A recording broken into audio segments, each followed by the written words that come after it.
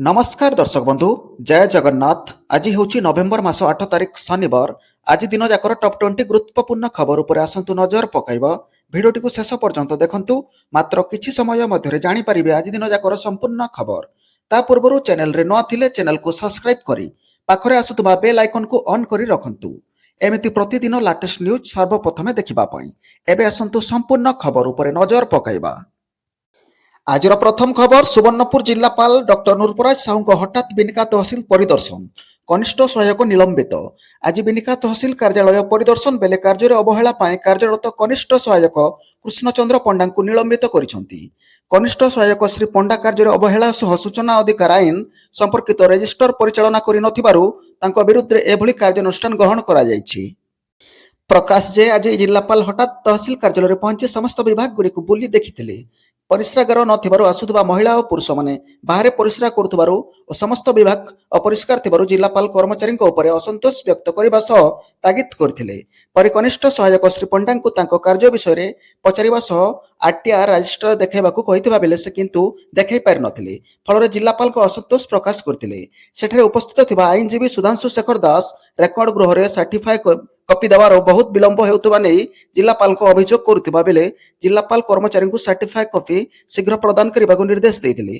जिलापाल विभिन्न समय सरकारी कार्यालय गुड़ी अचानक परिदर्शन करुथिबारु कर्मचारी मानक भितर छनका पशिथिबा बेले बुद्धिजीवी महल रे एहाकु स्वागत करा जायछि। परवर्ती खबर एही तारिख रु लागू हेबो अष्टम वेतन कमिशन। आसिला बड़ अपडेट। केंद्र सरकार अष्टम केंद्रीय वेतन कमिशन गठन को आनुष्ठानिक भाव में ग्रहण करिसेंती। नवेम्बर 3 तारिख रे अर्थ मंत्रालय एहार कार्यकाल एवं सदस्यों नाम उल्लेख कर एक गैजेट विज्ञप्ति जारी करथिले।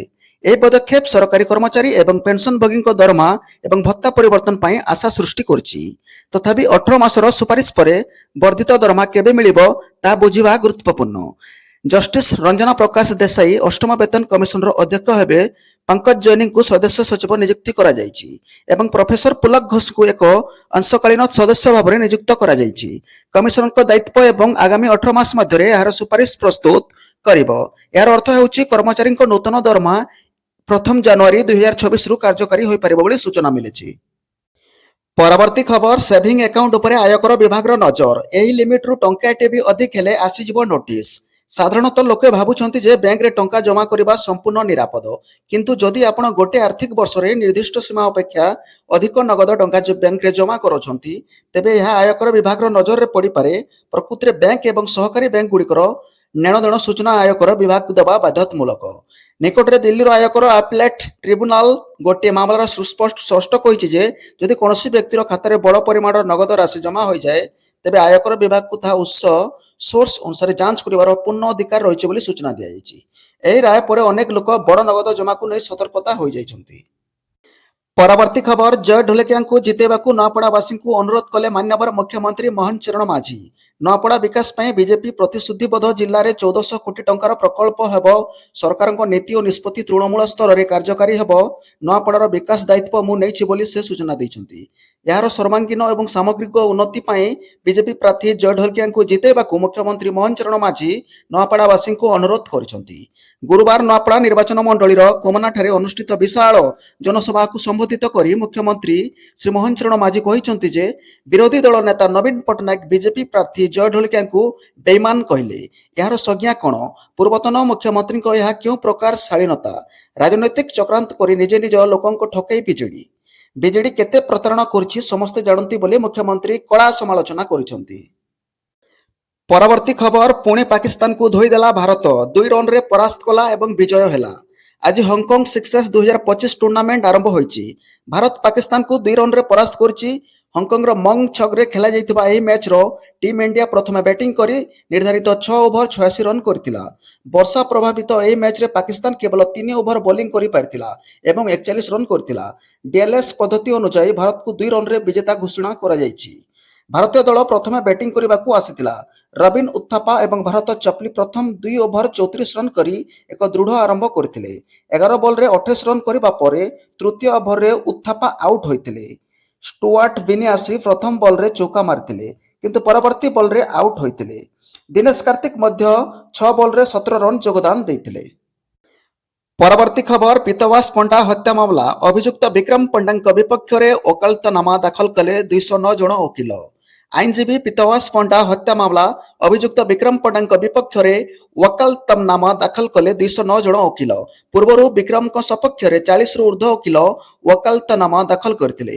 ଗୁରୁବାର ବିକ୍ରମଙ୍କ ଓକିଲ ଏବଂ ପିଟିସନ ବ୍ରହ୍ମପୁରରେ ଏସିଡିଜେଙ୍କ କୋର୍ଟରେ ଦାଖଲ କରିଥିଲେ। ପୀତବାସ ହତ୍ୟା ମାମଲାରେ ବିକ୍ରମଙ୍କ ସଂକ୍ଷିପ୍ତ ନାହିଁ ବୋଲି ଦାବି କରି ତାଙ୍କୁ ମାମଲାରୁ ମୁକ୍ତ ପାଇଁ ଏ ପିଟିସନ ଦାଖଲ କରାଯାଇଥିଲା। ଆଜି ବିପକ୍ଷରେ 200 ଜଣ ଓକିଲ ଓକାଲତନାମା ଦାଖଲ କରିଥିବା ଜଣାପଡ଼ିଛି। ସେପଟେ ପୀତବାସ ପଟ୍ଟା ହତ୍ୟା ମାମଲା ହାଇକୋର୍ଟରେ ଲିଖିତ ଉତ୍ତର ରଖିଲେ ବ୍ରହ୍ମପୁର ଏସ୍ପି। ଗଣମାଧ୍ୟମରେ ରଖିଥିବା ବୟାନ ଉପରେ ଜବାବ ମାଗିଥିଲେ ହାଇକୋର୍ଟ। ଏହାକୁ ନେଇ ଲିଖିତ ଭାବେ ଉତ୍ତର ରଖିଛନ୍ତି ବ୍ରହ୍ମପୁର ଏସ୍ପି। ପରବର୍ତ୍ତୀ ଖବର ରେଳ ଯାତ୍ରୀ ଧ୍ୟାନ ଦିଅନ୍ତୁ, ବଦଳିଲା ବଡ଼ ନିୟମ। ଏଣିକି ଏହି ଡକୁମେଣ୍ଟ ନଥିଲେ ଟ୍ରେନ୍ ଟିକେଟ୍ ବୁକ୍ କରିବା ଅସମ୍ଭବ।